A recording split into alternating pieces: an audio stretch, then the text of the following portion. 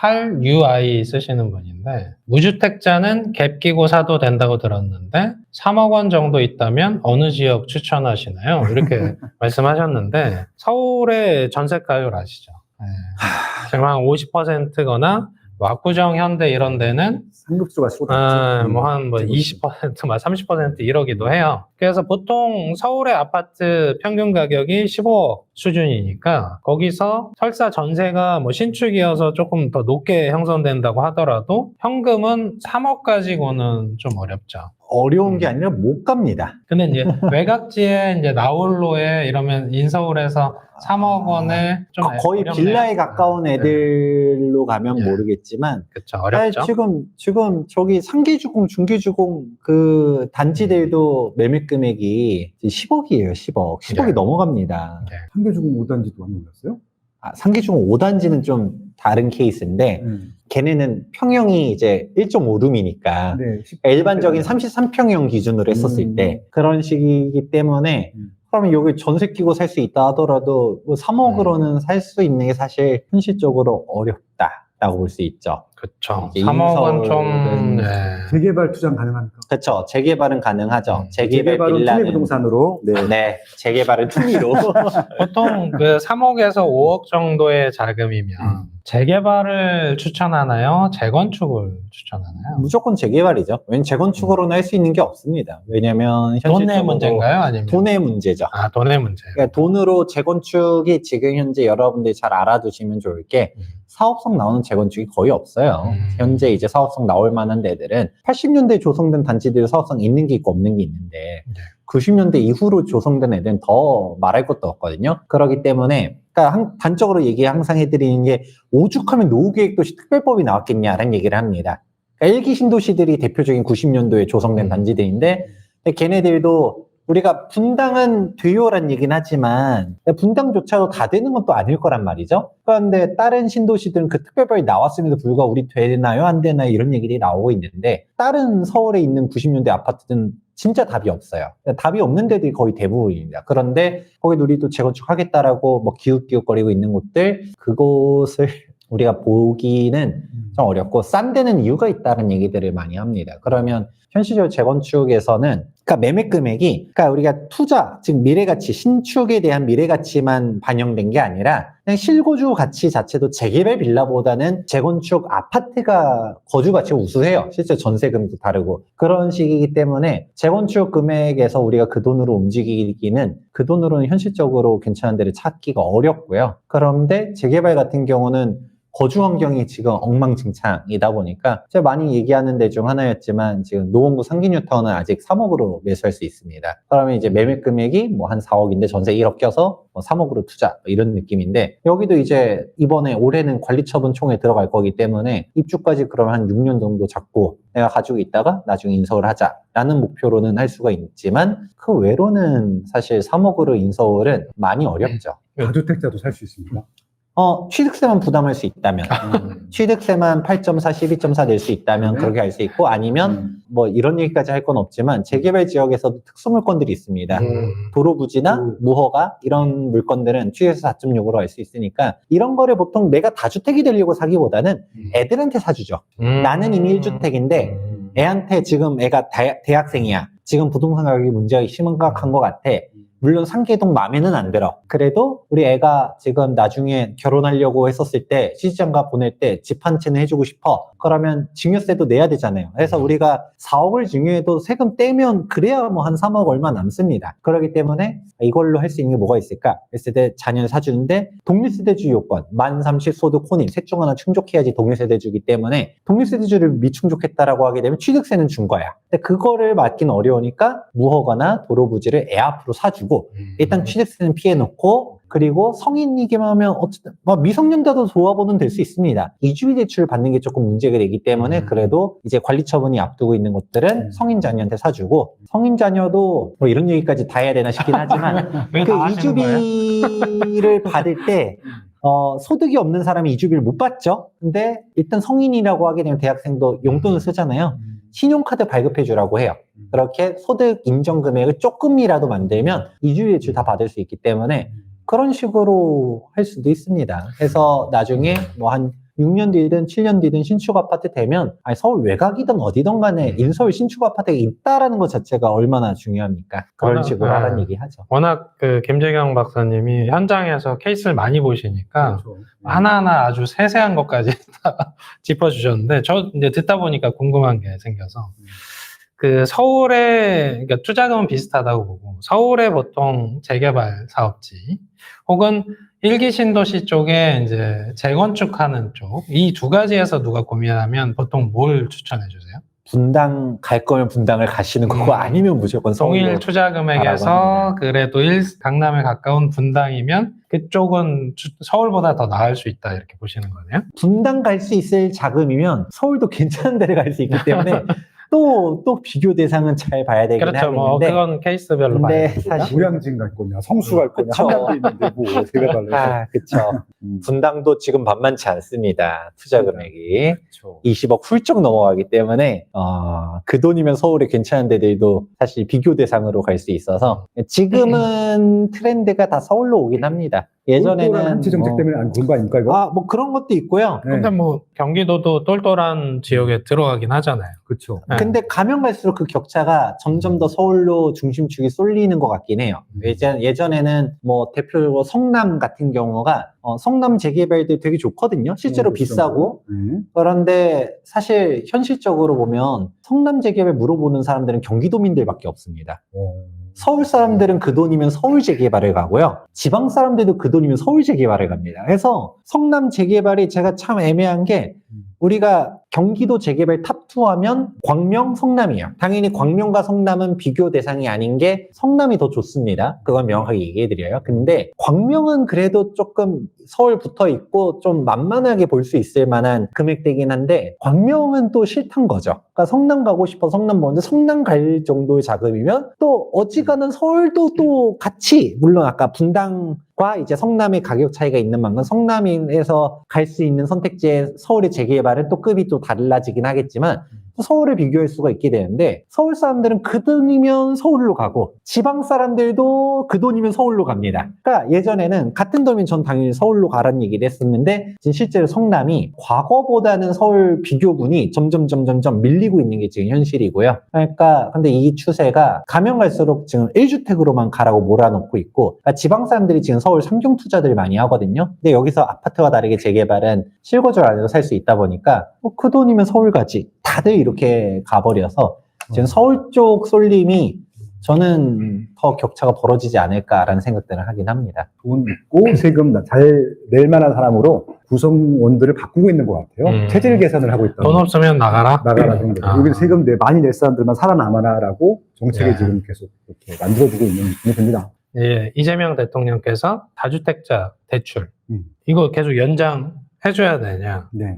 근데 여기에 현장 적용에서 좀 문제가 있지 않나요? 다주택자가 있죠. 대출을 받을 때도 만기를 정하잖아요. 그렇죠. 예, 근데 그게 뭐 2년마다 계속 돌아와요? 그거는 대출 계약, 네. 채권 관계잖아요. 어떻게 계약을 하냐에 따라 달라지는 것들이죠. 그래서 뭐 1년짜리도 있고 3년짜리도 있고 5년짜리도 있고 모기지 같은 경우는 뭐 30년도 있으니까 그거는 케이스 바이 케이스라고 봐야 되는데 전 이 문제의 본질은 이제 그게 아니라 이거는 계약이잖아요. 사적인 영역이거든요. 금융과 어떻게 보면은 부동산을 소유한 사람의 사적 영역인데 저는 이 공권력의 영역이 사적으로 자꾸 넘어오는 것들이 굉장히 안 좋은 현상이라고 생각하고 있거든요. 부동산은 이제 공인중개사 공부해 보신 분들은 아시겠지만 1차 과목이 부동산 학계론하고 민법이에요. 공법이 아니거든요. 그러니까 공법은 대부분 행위 제한이고 민법은 그냥 계약 관계를 하는 것들이거든요. 저는 대출 받는 것들도 계약 관계거든요. 그러면 은행이라는 게 왜 존재를 하겠어요? 그러니까 이건 은행에서 판단하면 되는 일인데 굳이 은행에서 그 공권력이 대출을 해주지 마라, 연장하지 마라 이런 얘기 나오는 것 자체가 이거는 받아주면 안 된다고 생각해요. 왜냐면 자꾸 선을 너무 오시는 것 같아서 드리는 말씀이에요. 그러니까 이게 너무 오시게 되면요. 너무 힘들어요, 사람들이. 다주택자뿐만이 아니라 그럼 계속 넘어오게 되면요. 아까 말씀드린 대로 1주택자들 대출 의혹도 넘어올 거고요. 전세자들도 넘어올 것이고 그렇게 되는 것들이거든요. 왜냐면은 이렇게 받아주기 시작하면요. 계속 본인들의 정책이 불리할 때마다 계속 치고 들어오거든요. 그러면 그렇게 하면 안 되거든요. 결국은 신용대출까지도 그렇죠. 혹은 1주택까지도 예. 뭐 이렇게 무주택까지도 대출 한도 지금도 물론 6억 원 한도 규제받긴 하지만 예. 그래서 이제 다주택자분들은 또 특히 문제가 되는 건 뭐냐면은 제가 제일 좀 안타깝고 아쉬운 게 뭐냐면은 2026년도는 지금 다주택자들이 문제가 아니라 임차인들이 문제거든요. 저는 이 문제를 아무도 지금 제도권 전문가들이나 정부에서는 얘기를 안 하고 있는데 전 얘기하고 있었는데 그러니까 당연히 우리 편이니까. 저도 임대 시장 계속 문제라고. 여기는 다 마귀들이잖아. 아, 마비들. 마귀들만 얘기하고 있단 말이에요. 너무 아이러니하게도 인간들은 얘기 안 하고 마귀들만 얘기하고 있거든요.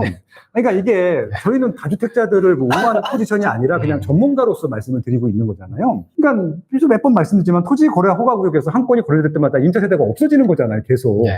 그러면 당연히 임차 수요는 계속 증가하고 있는데 임차 물건들을 줄어들게 되면 이건 2배로 가격이 상승할 수밖에 없는 조건인데 이 얘기를 아무도 안 하는 거예요. 이것도 한 전문가가 어저께인가 그저께 나와서 한다는 얘기가 다주택자에 내놓은 매물을 임차인이 사면 되지 않느냐 라고 하는 황당한 얘기를 하는 거예요. 근데 아까 말씀하셨잖아요. 서울은 전세가율이 50%가 안 돼요. 그걸 살 수 있었으면 벌써 샀지.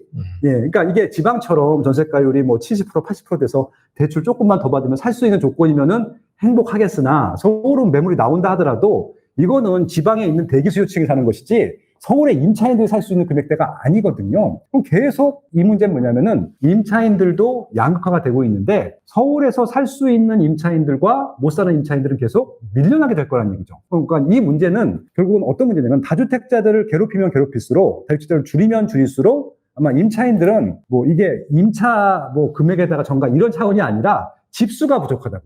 예, 그래서 대부분 이 민간에서 거래되는 임차 물건들은 민간에서 공급하는데 이 민간의 임차 물건들이 줄어들고 있는 것을 공공에서 어떻게 보완해주고 있고 공급할 계획이 있는지를 아무도 얘기를 안 해요. 좀 여쭙고 싶네요. 어떻게 공급하실 거예요? 전세랑 월세 물량들을 공공에서 다 지어주는 겁니까? 어떻게 하는 겁니까?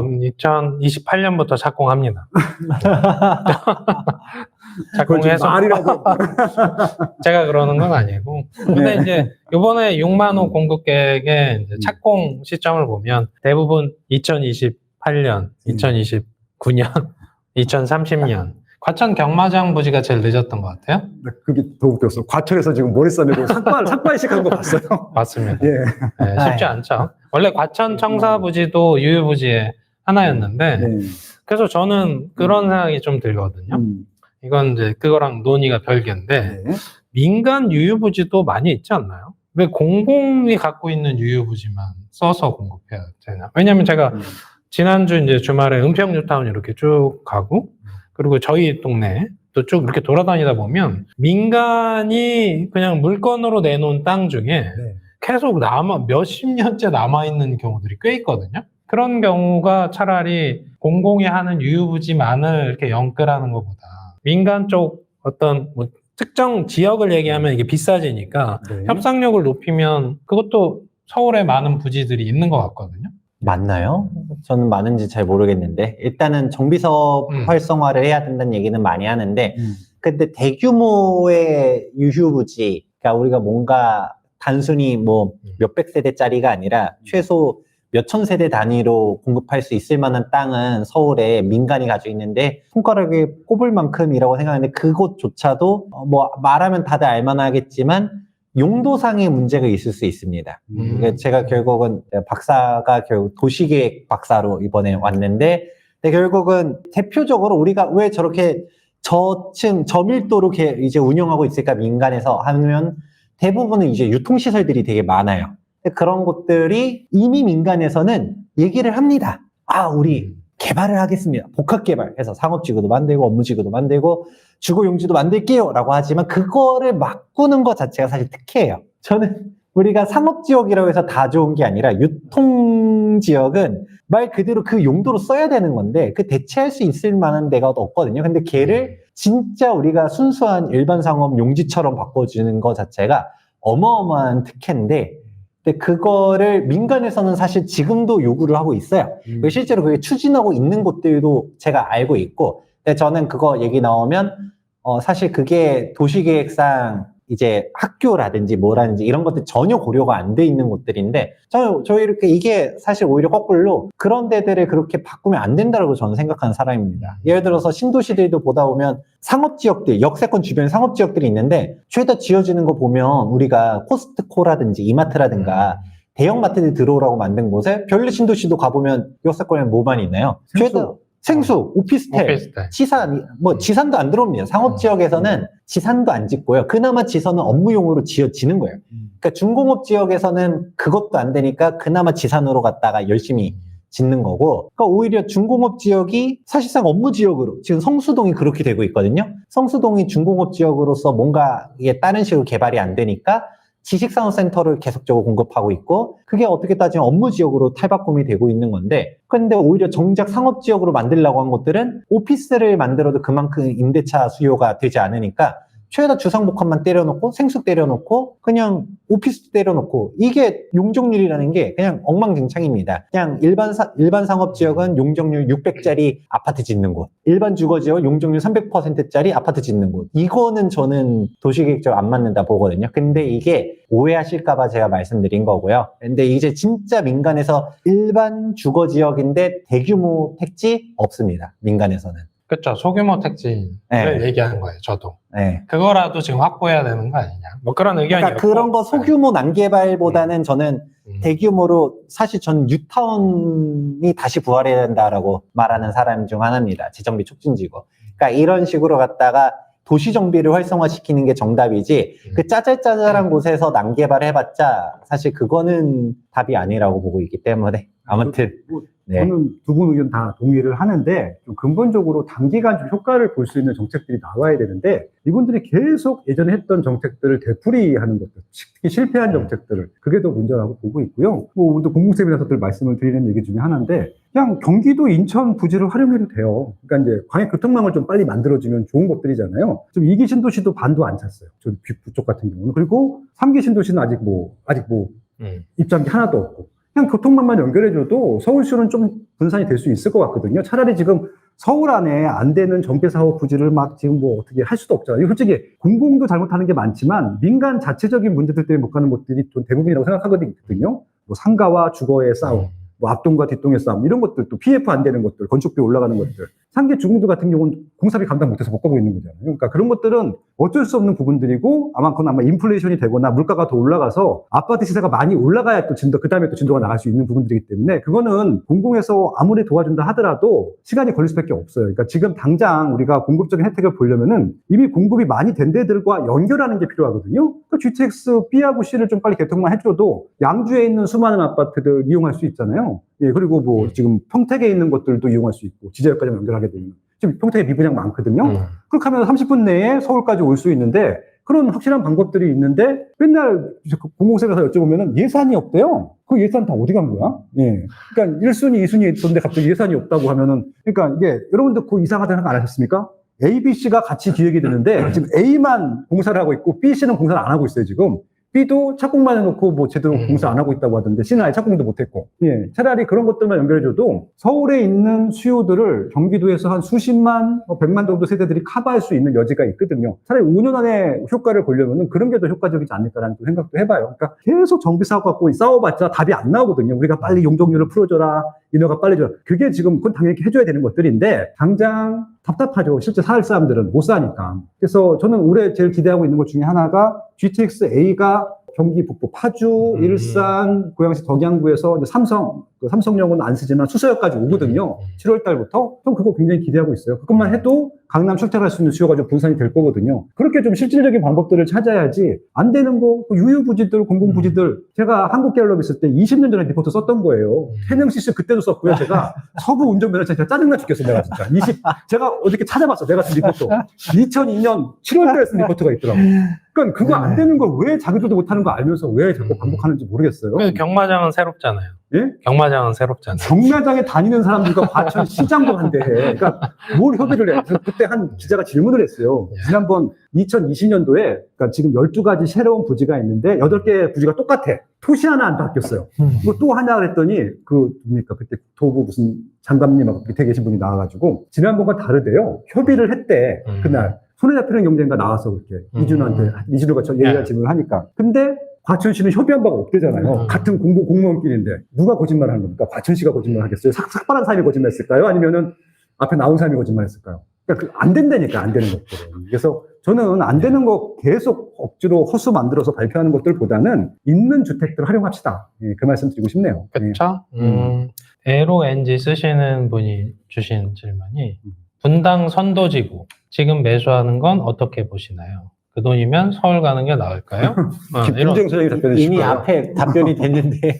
그럼에도 서울로 가요? 그러니까 내가 직장이 분당, 뭐 판교 이쪽이면 사시는 거고요. 아니면 그냥 서울 가시는 게 좀 맞다고 봅니다. 맞아요. 이런 경우에요. 그러니까 결국은 이 거주에 대한 부분들, 특히 1주택만 해야 된다고 하면 내가 출퇴근하는 뭐 사업지든 뭐 직장이든 내 자녀의 교육 여건 이런 것들을 고려해서 결국은 선택을 해야 되잖아요. 근데 가끔 보시면 이제 예를 들어서 저쪽 이제 의정부 거주하시는데 갑자기 이제 평택 가서 뭔가 주택을 보고 이상하잖아요.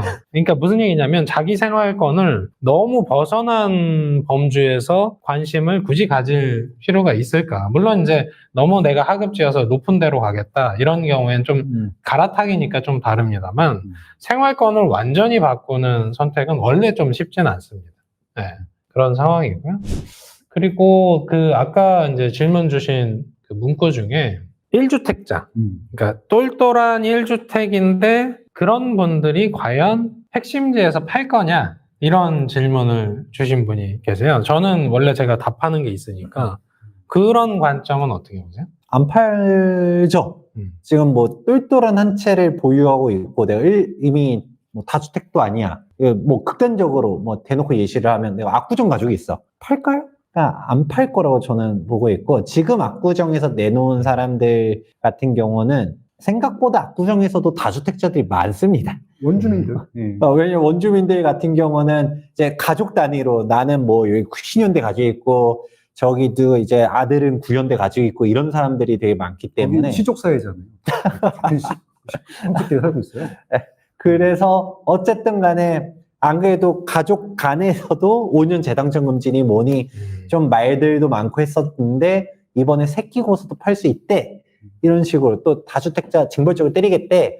그리고 여기서도 지금 이미 앞에서도 얘기가 다 나왔었지만 최근에 다주택이 된 사람들은 거의 없습니다. 대부분 다 문재인 정부 이전부터 다주택이었다가 버티다가 지금까지 온 사람들인데 문재인 정부 때 종부세 맞아본 사람들은 지금 이재명 대통령의 발언을 그냥 흘려넘기지 못해요. 문재인 정부 당시에도 종부세를 진짜 억 단위로 납부한 사람들이 되게 많았었는데 근데 지금 뭐 마귀 막 이런 얘기 나오고 있는 상황에서 내가 도대체 뭘 어떻게 하려고. 더군다나 문재인 정부 때는 기간이라는 게 분명히 있었습니다. 처음에 2017년 파리 대책이 발표되고서는 집값 안 잡혔죠. 그러니까 종부세 카드를 꺼낸 게 2018년 9.13 대책이었고요. 그렇게 9.13 대책을 터뜨리고서 종부세가 바로 올라간 게 아니라 그 다음 년도 6월 1일 전까지 팔아라 라는 기회를 줬고 실질적으로 우리가 종부세라는 거를 구체적으로 막기 시작한 게 2019년도부터입니다. 그런데 그때 당연히 안 잡혔죠. 그러니까 2020년도에 종부세를 또 올리고 막 이런 식으로 하면서 우리가 지금 생각하는 종부세 최고세율을 맞아본 경험은 사실 몇 번 없습니다. 근데 그러니까 아파하면서도 몇 번 맞고서 이제 정부가 끝나가네 하는데 지금은 아까 얘기했죠? 버티려고 하시면 힘들 수 있어요. 4년 반이나 남아있기 때문에 4년 반 동안 종부세가 어마어마하게 올라가기 시작하면 1년에 종부세를 진짜 전 개인 같은 경우는 법인은 진짜 6, 7억 낸 사람도 봤고요. 법인은 어차피 이미 다 터져 나갔고 그럼 뭐 개인 중에서는 3억까지 낸 사람 봤는데 1년에 3억씩 종부세를 참고로 종부세만입니다. 재산세는 논외예요. 그러니까 와 그거를 못 버텨요. 우리가 세금 3억을 벌어도 시원찮은 바닥에 3억을 벌어도 세후는 또 다르잖아요. 근데 종부세는 세후로 떼간단 말이죠. 그러니까 이게 진짜 못 버팁니다. 그러면 내가 3억을 생으로 소득으로 벌려면 거의 5억 이상 연봉이 돼야 된다는 얘기인데 그거는 버티지 말란 얘기거든요. 그런 식이니까 개인은 우리 세금, 재산세나 종부세는 비용 처리가 안 되는데 법인은 되나요? 법인은 되긴 합니다. 근데 그 얘기 하시던 분들 다 박살났습니다. 아니, 그러니까 진짜 그냥 메인 사업이 부동산 투자업이 아니라 음. 대기업이야. 그리고 비용 처리를 할 수 있는 거잖아. 실제로 아니, 그건 제가 아는 가능하죠. 대표님 중에서 법인으로 그냥 사놓고 어쨌든 경비 처리해버리고 그러니까 수익이 많은 사람들은 뭐 그렇게. 그냥 네. 나는 어쨌든 나도 이미 개인으로도 압구정 가지고 있어. 그런데 추가 주택을 그냥 한남 살까? 뭐 그냥 뭐 이런 식으로 하는 사람도 있어요. 근데 그런 사람들은 우리가 걱정해 줄 필요가 없는 걱정해 주는 게 사람들이고요. 아니라 그런 사람들이 더 살까 봐 그런 거예요. 비용 처리가 되니까. 결국은 왜 이런 말씀 드리냐면은 이렇게 하면 법인 이렇게 세금을 때리면은 법인들이 살 것 같아요. 제 생각에 대기업들이. 블랙록이라고 아시죠? 뭐 근데 해외, 네, 전 자문도 했었습니다. 네. 전 세계에서 제일 큰 투자 부동산을 안 사다가 최근에 미국에 있는 주택들을 다 사들이기 시작했어. 본격적으로 임대 시장이 뛰어나는 거네요. 가능할 것 같기도 하네 보니까. 뭐 법인의 왜냐면 시세 관점은 차이, 네. 네. 3억씩 비용 처리 될 거고 시세가 2배 다운되면 100억에서 200 되면은 어차피 비용 처리 되고 나머지를.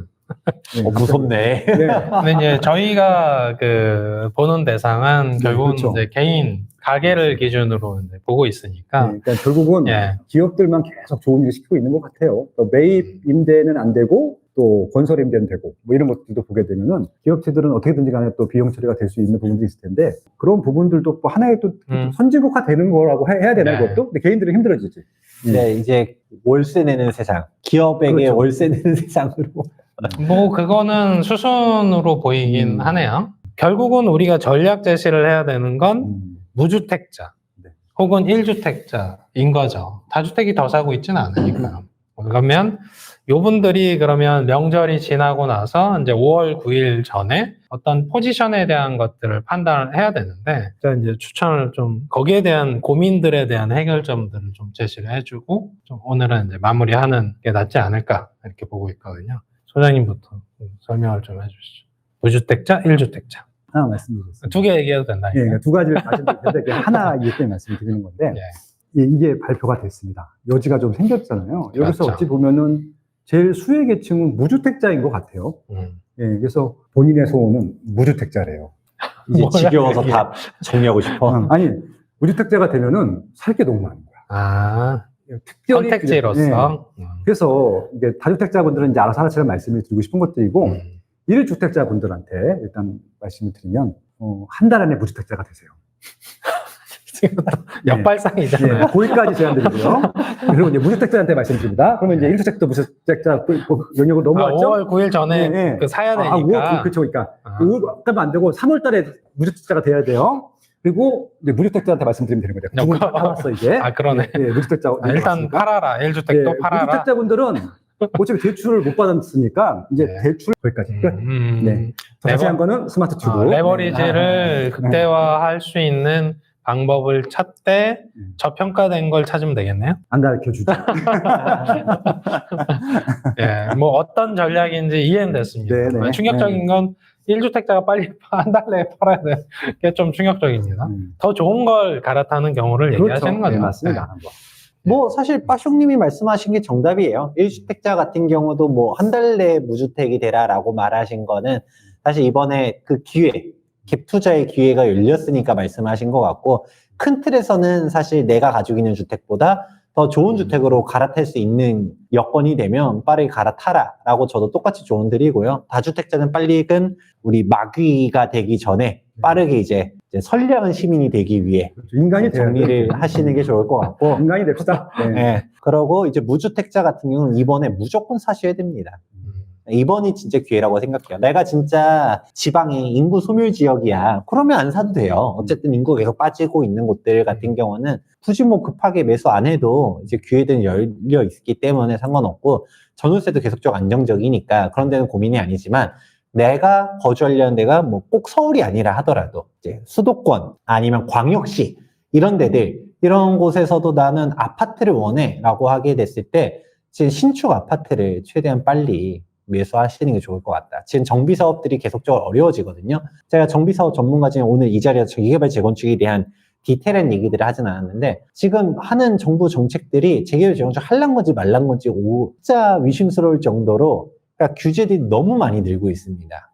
그 알게 모르게 규제가 너무 커지고 있어서 그러니까 재개발 재건축 앞으로 점점 어려워질 거고 신축 아파트 희소성은 더 커질 겁니다. 그러면 나는 결국은 갈아타려고 하는 대상이 어딘가, 내가 가고 싶은 곳이 어딘가, 내가 살고 싶은 곳이 어딘가 현실적으로 생각해봐서 무주택을 쓰면 안 돼요. 빠숑님께서 딱 짚어주셨던 것처럼 2026년도에 가장 크게 걱정되는 거는 전월세 상승입니다. 전월세가 미친 듯이 상승할 거라고 저는 생각하고 있기 때문에 지금 공급에 대한 사항이 없어요. 지금 정부가 말하는 정부의 공적 임대가 공공임대가 한 자릿수밖에 안 되는데 여기서 민간임대주택 시장을 다 위축시킨다? 그럼 그 사람들은 다 어디로 가서 살 수 있나요?